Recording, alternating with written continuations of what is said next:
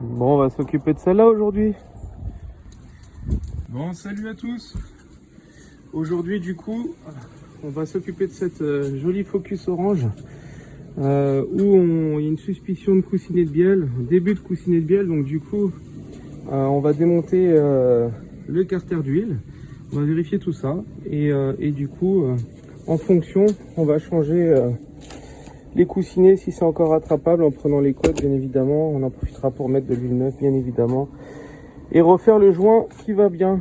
Voilà. Allez, c'est parti. Bon, concrètement, qu'est-ce qu'on a à faire? Alors, je dois virer le compresseur de clim qui est tenu sur le carter d'huile. Voilà, on va démonter la pipe ici qui va du changeur au turbo. On va démonter le refroidisseur d'huile ici qui est fixé sur le carter d'huile. Et du coup, une fois que tout ça est tombé, on pourra dévisser tout le carter d'huile et le faire tomber. Voilà, un peu de boulot, surtout pour enlever le compresseur de clim, parce qu'il y a les deux courroies là d'accessoires à enlever. Donc il faut que j'enlève le garde-boue, que j'accède par là. Il y a quelques petites vis ici à enlever pour les conduits de direction assistée. Et puis ici, on a une patte qui maintient aussi les conduits de climatisation. Donc voilà, un peu de taf. Et on va commencer par la vidange avant tout.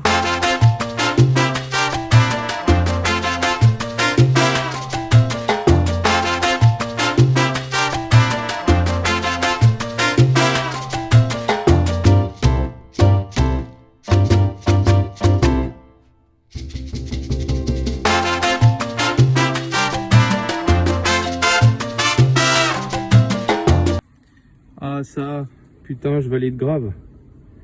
Nickel mon pote.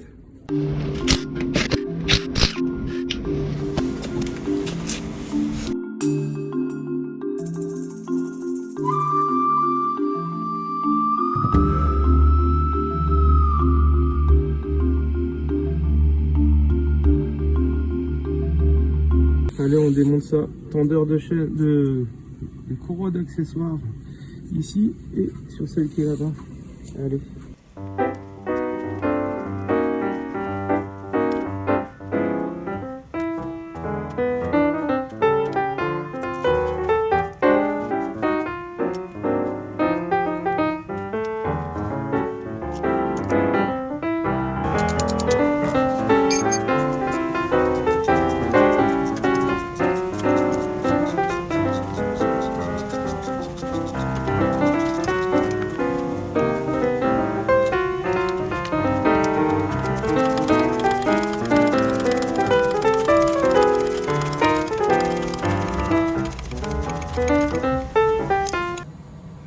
Bon, maintenant il faut démonter, hop, on voit pas forcément très bien, mais les deux petites vis là, ici et là, ce qui maintient encore les tuyaux de DA là, et qui empêche d'enlever la pompe de clim.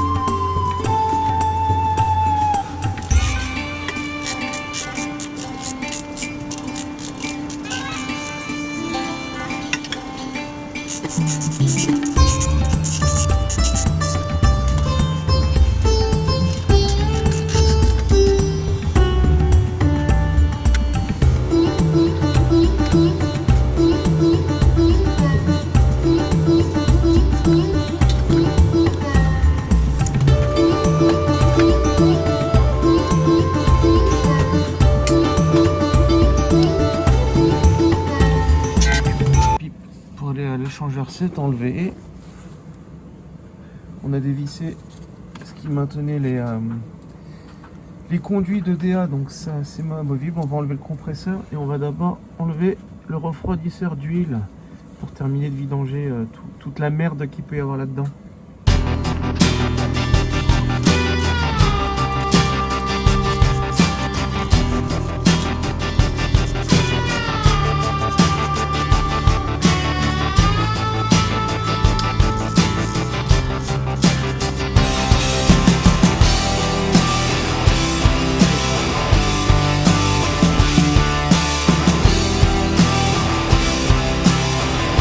A few moments later.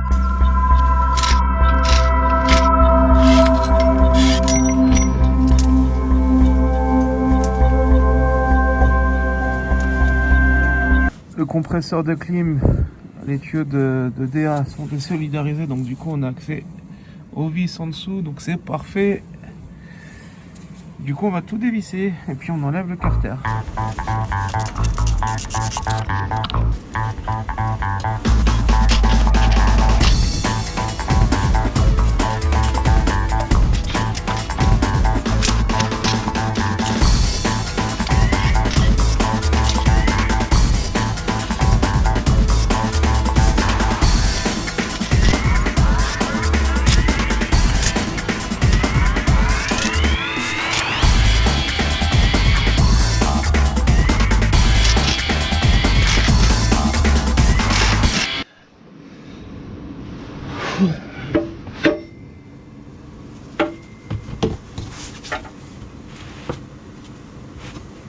Carter tombé. Hop.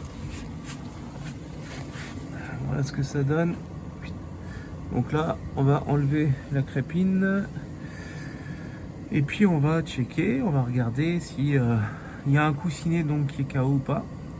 Évidemment, puis on va les changer. Donc, voilà, c'est à tous les coussinets de bielle, là on le voit bien. Voilà. Du coup, il y a bien de l'alimaille dans l'huile. Je vais démonter les chapeaux de bielle. On va contrôler l'état des coussinets. Puis on va voir ce qu'on fait. Si le vilo n'est pas marqué, on va tenter la réparation. Parce que là, c'était un bruit quand même assez léger. Donc on était au tout début. Donc avec un peu de chance, ça pourra fonctionner. Sinon, bah, malheureusement, il faudra sortir le moteur et tout refaire.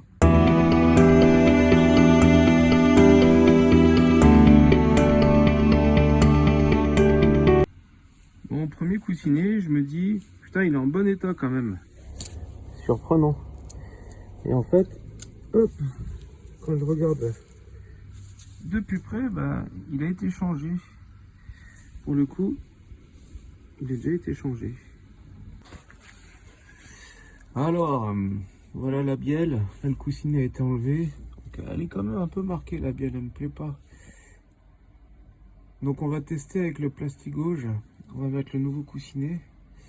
On va remettre sur le maneton, on va serrer au couple. Et puis on va voir ce que ça donne si on est dans les côtes et les tolérances.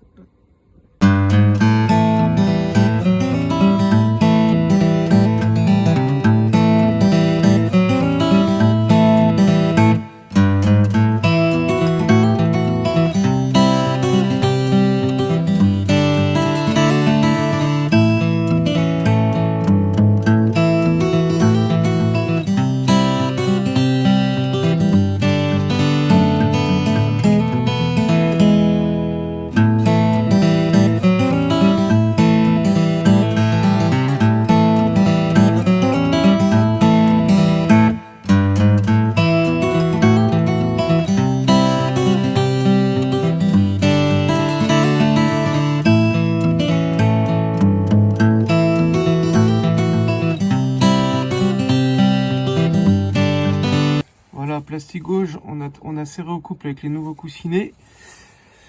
Et voilà ce que ça donne.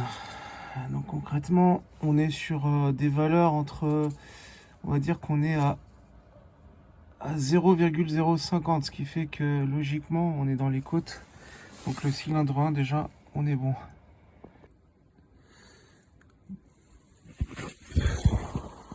Cylindre 2, le voilà, un coussinet HS. Et pour le coup, le maneton a une belle marque comme il faut. Je vais voir si je peux récupérer ça avec un petit peu de papier de verre très très fin. Un papier à poncer plutôt, pas papier de verre.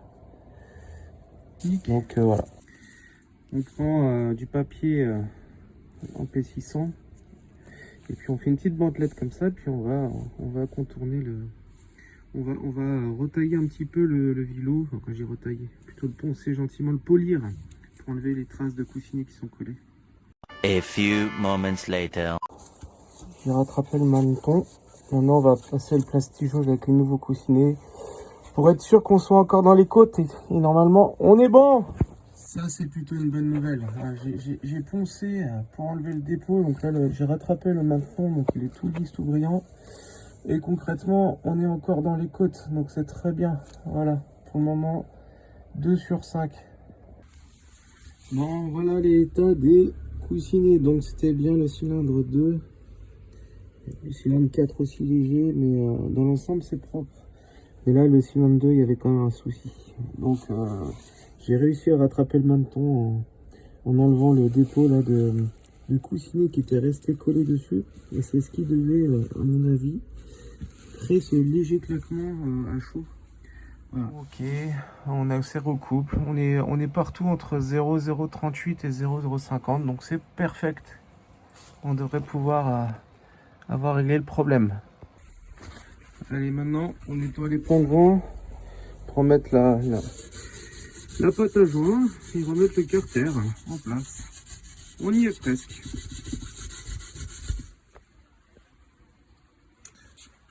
Pratique quand on a les bonnes infos. A few moments later. Tout est remonté. Donc du coup, hop là, tous les courroies là, hop, c'est bon. Voilà, carter en dessous. Tout est remis, compresseur de clim, la pipe de changeur, le carter d'huile. Voilà, tout est en place. On croise les doigts maintenant.